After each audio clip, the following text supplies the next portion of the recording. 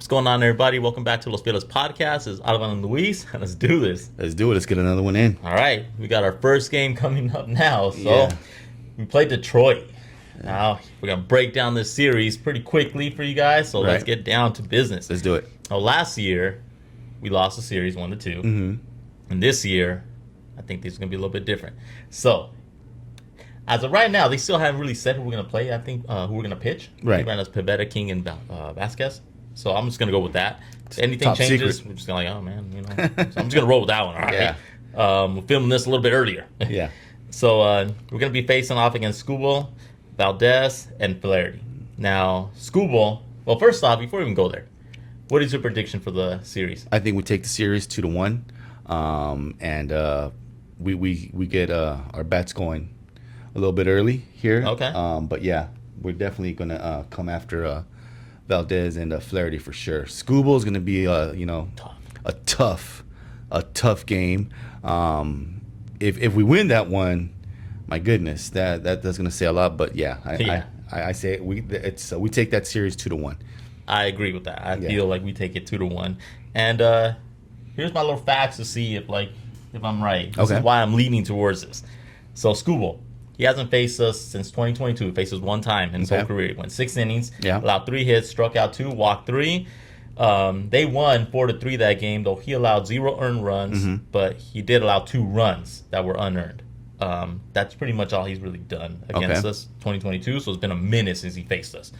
Valdez has faced us a total 4 times. Mm-hmm. He's 0-2 against us with a 3.13 ERA. In 23 innings, he has struck out 16, walked 9, and allowed 8 runs, or all earned, Right. on 20 hits. All right. And then Flaherty has faced us 7 times, and he has a 4.21 ERA in 36.1 innings against us. His record's 2-2. He has 42 Ks with 18 walks, 17 runs allowed, all earned on 30 hits. So do you any of those guys fear, when you hear those numbers? No, not really. Except the only one that really, jumps out at me, of course, and it's Skubal. The guy is, he's an all-star. He is, Back-to-back Cy Young. he's back. I mean, he's all of the above, man. So Skubal is really, somebody that we got a tip of the cap. If any of the other 2 guys beat us, we got to kind of say, okay, what happened? Yeah. What went wrong? You know what I Yeah. mean? Flaherty, I don't know if he's going to have the confidence he had when he was with LA. You know what I mean? Going to Detroit and see what he does, against us now. With a normal team. You know what I mean? Let's see what he can do. So yeah, I just don't see Valdez or Flaherty really doing what they. Not what they do, but really beating us in any way at all. Yeah, Skubal is, obviously, if you win 2 Cy Youngs, you're just like a monster, and he is a monster. Valdez, he's one of those guys that he could be great, or he could just be like serviceable. Right? Yeah. So I'm kind of like, he's my wild card at this point when it comes to it, 'cause I'm like, which Okay. one we face? But when you look at the numbers, he's never beaten us. Right. So it's like, I kind of think like we got him. And then Flaherty has faced us, and he's not like a killer.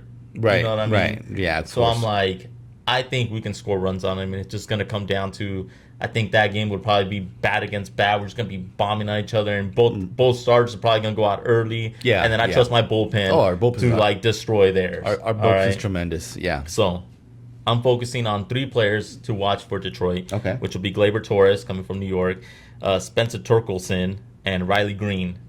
Now, Gleyber Torres, he's faced us 12 times. He has a 298 batting average against us, and he's Right. homered 3 times against us. Spencer Torkelson has faced us 9 times. He has a 125 batting average. Okay. And Riley Green has faced us 12 times, and he has a 234 batting average. It's pretty much their top, some of the top players. yeah. They're all legit players. So Torres against Pivetta has he's 419 against him with 2 home runs and 1 double. Decent. It was like a 211 ERA, something like that. 286, Right. 579. He has an 865. Okay. OPS. Against King, he's never faced him. Oh. And against Vasquez, he's 1-2. So 500. That's it. Okay. Okay. So he's done pretty decent against Pavetta, right? Torkelson against Pavetta, 250, 250, 250, 500, you know. Right. 2Ks against him, Uh-huh. essentially. King, he's faced him 3 times. He struck out all 3 times. There you go. And then against Vasquez, he's 1-3 with a home run and a strikeout. Yeah. You know, a walk. And then Green has faced Pavetta 8 times, is 1 for 8. He's faced King twice, 0 for 2. Okay. And Vasquez 1 for 2. All right. So I think we can kind of, you know, We can get around it. we can get around. We their can get top around these guys. Yeah. 3 players. Yeah. Torres, Torkelson do have some success against Pavetta, Uh-huh. but as you can see, Green. you know, King will probably shut them all down. Yeah. And then Vasquez, as you can see, they haven't really gotten to him.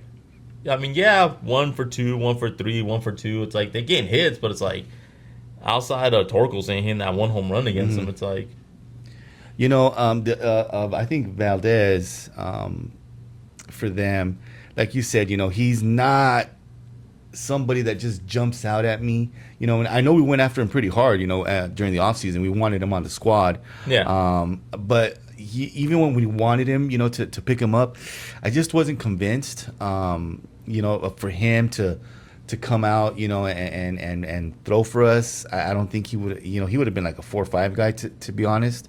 I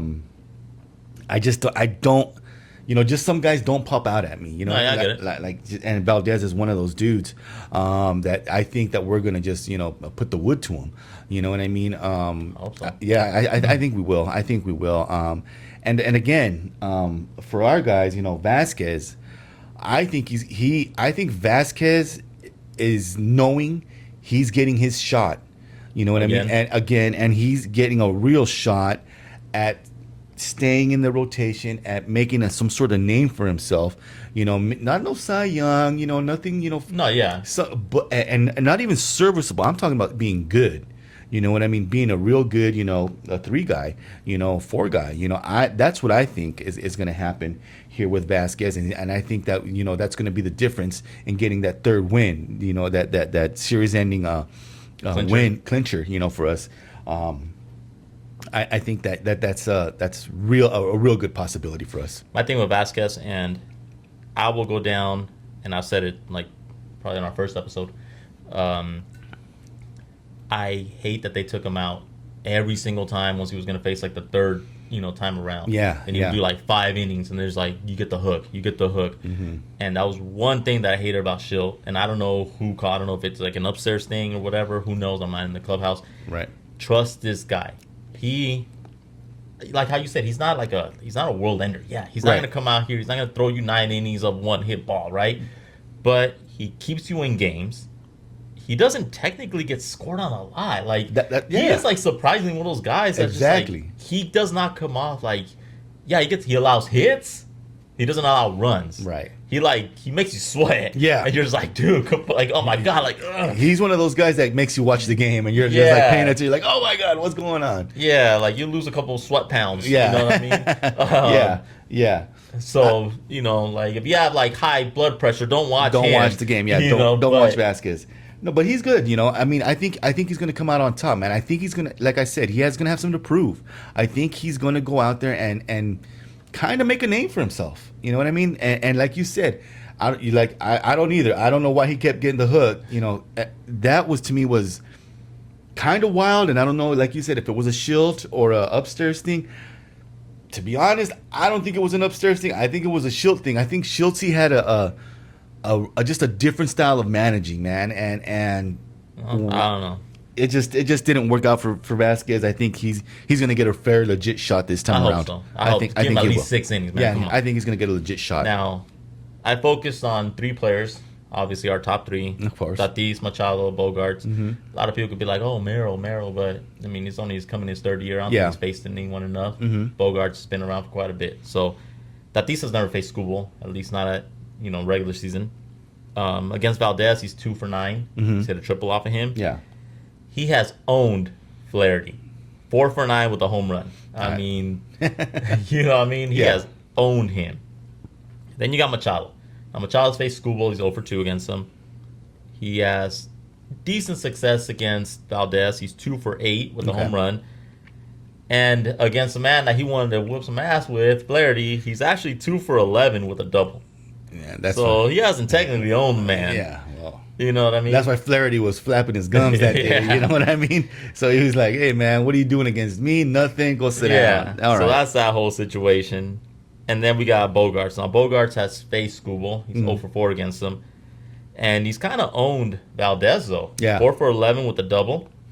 And he's had some decent success against Flaherty, 2 for 6. I mean, that's what, 333. So Bogarts to me is one of those guys that I think he can make some damage in this one, Right. especially games 2 and 3, right? Mm-hmm.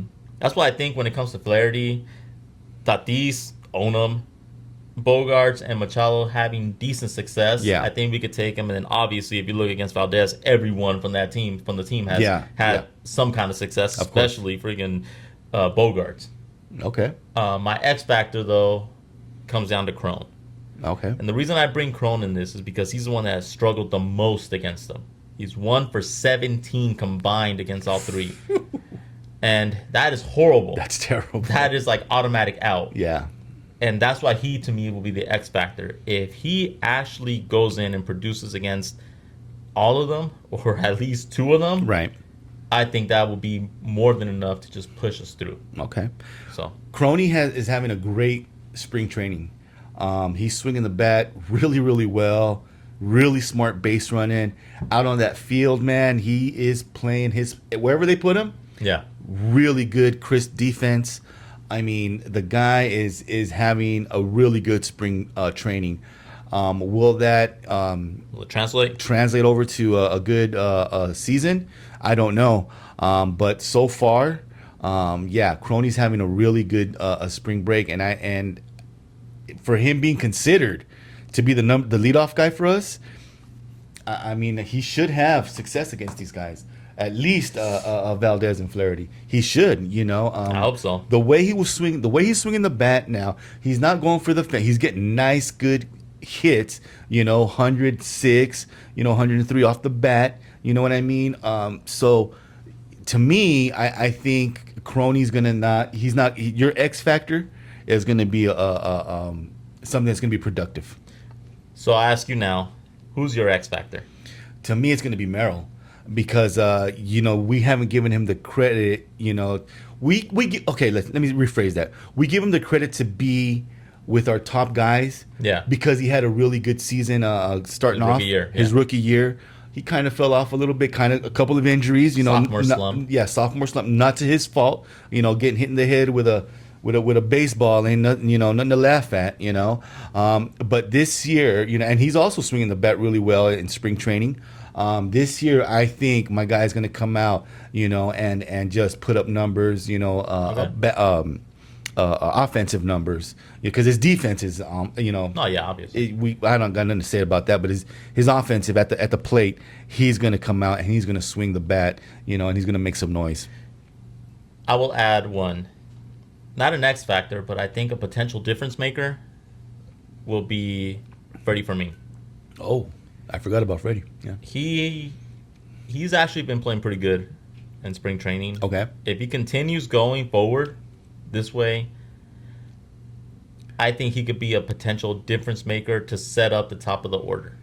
Okay. And if he plays good, my X factor will be, obviously Chrome because of the fact that he has just struggled. So the opposite is someone that I think can set the table. Yeah.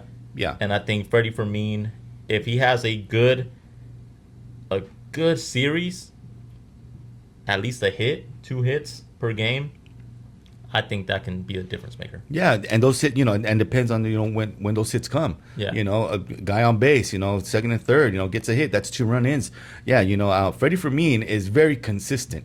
He's consistent. I don't think he's going to be one of those dudes that's going to fall off. You know what I mean? Again, I fall back on who trained the guy, who mentored the guy, and Salvi Perez over here in KC.